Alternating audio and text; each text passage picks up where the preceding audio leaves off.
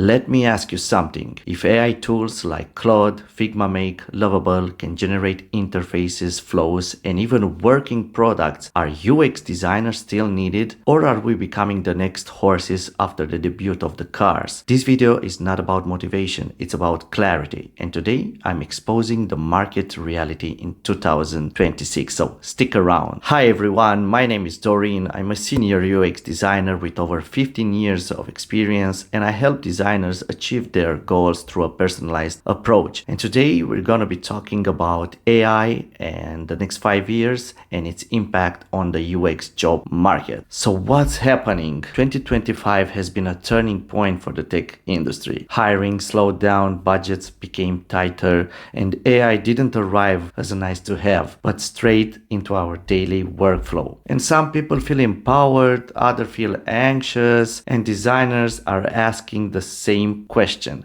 Are we in danger? Here's the first thing I want to clarify. The real threat is not AI replacing designers, but AI replacing execution without understanding. Because I've seen many designers trying to create their websites and try to set things up in CSS without understanding what each property does. So yeah, that is a problem, because if your only job is to apply styles, create buttons, apply colors, making things look pretty, then yes, AI is a problem, because AI is very good at execution. And you've probably heard this: don't worry, AI can't think. Really? I don't fully agree. For example, try to paste some screens of a particular flow from Figma in it and ask it for feedback. You will be surprised by the improvements it will offer you on each screen, and it will tell you exactly what's working and what's not. So let's see what this wonderful tool can do for us as designers. It can perform market research by scraping the web from real sources, but we still have to verify them in order to find out that it's valuable. And this is a very useful secondary research. What else? Well, it knows typically users' pain points. It can offer us best practices per industry. We can analyze quantitative metrics with it, and it can offer us wireframes, components,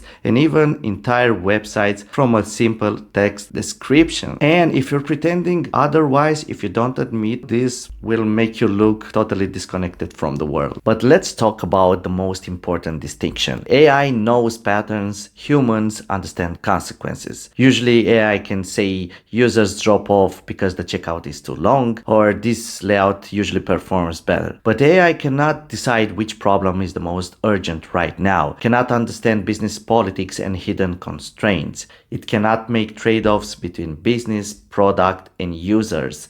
It cannot sense when a stakeholder says one thing and means another.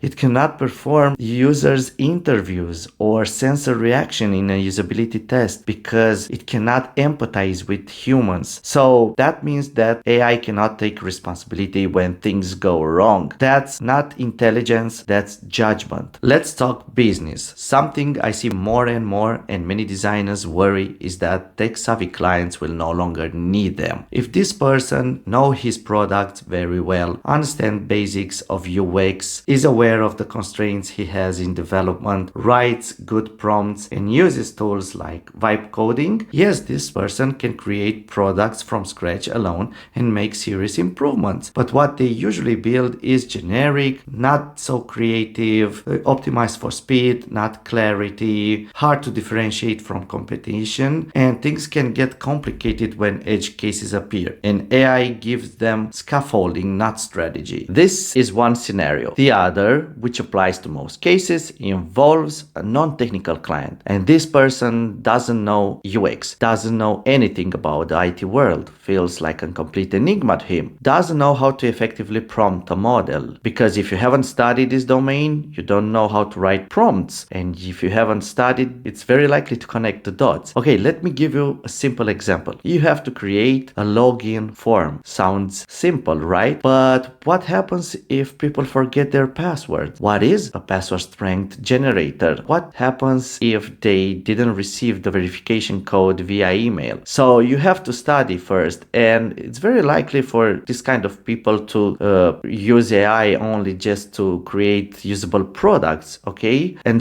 this is where they need a human UX designer. color, not to push pixels, but to think. So what actually designers are becoming? They are not disappearing. They are shifting roles from makers to architects, strategists, decision makers. So AI creates options, designers choose direction. AI accelerates execution, designers reduce risks. AI builds faster, designers make it make sense. Now, let me be honest. Yes, some designers will disappear.